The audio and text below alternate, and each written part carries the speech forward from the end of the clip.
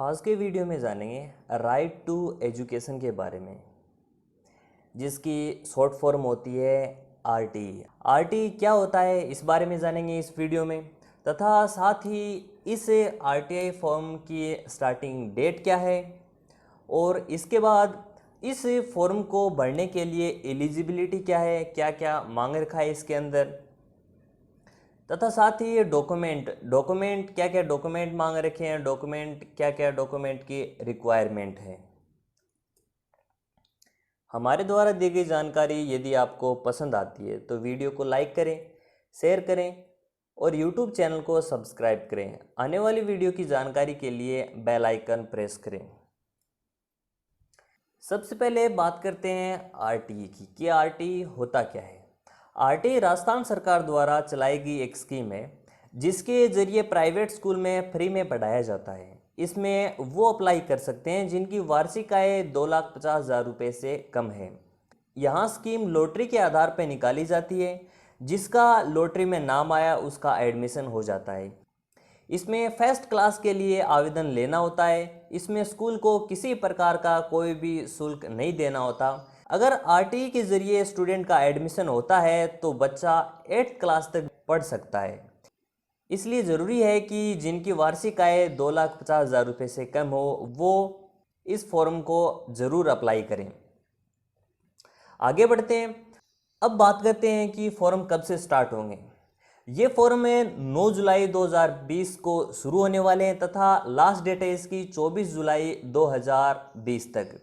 इसके अलावा जो बाकी और डिटेल दे रखी हैं, जैसे विद्यालय प्रोफाइल अपडेट करना 8 जुलाई को, ये सारी की सारी विद्यालय संबंधी हैं। सिर्फ अभिभावकों के लिए अभिभावकों द्वारा ऑनलाइन आवेदन करना होता है जो 9 जुलाई 2020 से 24 जुलाई 2020 तक होगा। ऑनलाइन लॉटरी द्वारा प्रवेश हेतु बालकों का वरीयता क्रम निर्धारित करना वो 30 जुलाई को होगा। अभिभावकों द्वारा लॉटरी उपरांत इच्छुक विद्यालय में उपस्थित होकर प्रवेश हेतु रिपोर्ट कराना। हाँ, ये रिपोर्ट अभिभावक करेंगे जो 7 अगस्त 2020 तक कराना अनिवार्य होगा फॉर्म अप्लाई करने के बाद। आगे आते हैं बालकों का विद्यालय में प्रवेश। अब प्रवेश कब से शुरू होगा? प्रवेश 7 अगस्त 2020 से 31 अगस्त 2020 तक करवाना अनिवार्य होगा। आगे बढ़ते हैं। निःशुल्क प्रवेशित बालकों एवं शेष 70% सीट्स पर प्रवेशित बालकों की वेब पोर्टल पर एंट्री, ये भी स्कूल संबंधी प्रोसेस है। आगे बढ़ते हैं। एलिजिबिलिटी बात करें तो एलिजिबिलिटी के अंदर जरूरी योग्यता की बात कर लेते हैं। कक्षा में कुल विद्यार्थियों के योग का 25% विद्यार्थियों का एडमिशन निःशुल्क होगा, जिसके अनुसार राज्य में स्थित प्रत्येक गैर सरकारी विद्यालय स्तर 2020-21 से केवल कक्षा 1 में आरटीई में प्रवेश लेना अनिवार्य होगा तथा पूर्व प्राथमिक कक्षाएं जैसे PP3, PP4, PP5 ये क्या है, जैसे कई स्कूलों में LKG UKG क्लासेज होती हैं उनके बारे में है। में स्तर 2020-21 में आरटीई में प्रवेश नहीं ले सकेंगे। देखिए इसके अंदर सिर्फ और सिर्फ पहली कक्षा के अंदर ये एडमिशन होगा, बाकियों में नहीं होगा। जैसे LKG UKG क्लासेज हैं इनके अंदर नहीं होगा। इसके अलावा एक जरूरी सूचना है, यदि किसी गैर सरकारी विद्यालय में पूर्व प्राथमिक कक्षाएं संचालित हैं, अगर LKG UKG ये सब क्लासेज अगर कोई स्कूल लगाता है तो उसके लिए है तो कक्षा 1 तथा पूर्व प्राथमिक कक्षाओं के छात्रों का योग का औसत कक्षा 1 की कुल प्रवेश संख्या होगी। इसका क्या मतलब हुआ कि इन तीनों कक्षाएं हैं, अगर कोई स्कूल इन तीनों कक्षाओं को चलाता है तो इन तीनों कक्षाओं में जितने भी स्टूडेंट हैं, जितने भी छात्र हैं, उन सभी का कुल योग फर्स्ट कक्षा के अंदर माना जाएगा और इसका फिर 25% अपने को एडमिशन मिलेगा। ठीक है, आगे बढ़ते हैं। बालक गैर सरकारी विद्यालय के आसपास के परिक्षेत्र में निवास करने वाला होना चाहिए। जिस भी आप स्कूल में अप्लाई कर रहे हो, जो भी स्कूल आप सेलेक्ट कर रहे हो, तो जहाँ पे आपका मूल निवास है उसके आसपास के एरिया में होना चाहिए। जैसे आप शहर में रह रहे हो तो आपके नियरेस्ट वार्ड में होना चाहिए जिस वार्ड में आप रह रहे हो, या फिर आप गांव में रह रहे हो तो फिर सिर्फ आपके जो गांव है उस गांव में अगर स्कूल है तो उसी स्कूल का आप फॉर्म लगाएं, अन्यथा आपका फॉर्म रिजेक्ट हो जाएगा। अगले ऑप्शन की तरफ बढ़ते हैं। बालक दुर्बल वर्ग या असुविधाग्रस्त समूह से संबंधित होना चाहिए। अब देखिए दुर्बल वर्ग और असुविधाग्रस्त समूह क्या होते हैं। तो सबसे पहले अपन दुर्बल वर्ग की बात, दुर्बल वर्ग में कौन से आते हैं? ऐसे बालक जिसके अभिभावकों की वार्षिक आय 2,50,000 रुपये से कम या फिर 2,50,000 रुपये है, वो आते हैं दुर्बल वर्ग के अंदर। इसके बाद असुविधाग्रस्त समूह की बात करें तो असुविधाग्रस्त समूह में कौन से आते हैं? असुविधाग्रस्त समूह में अनुसूचित जाति के बालक, अनुसूचित जनजाति के बालक,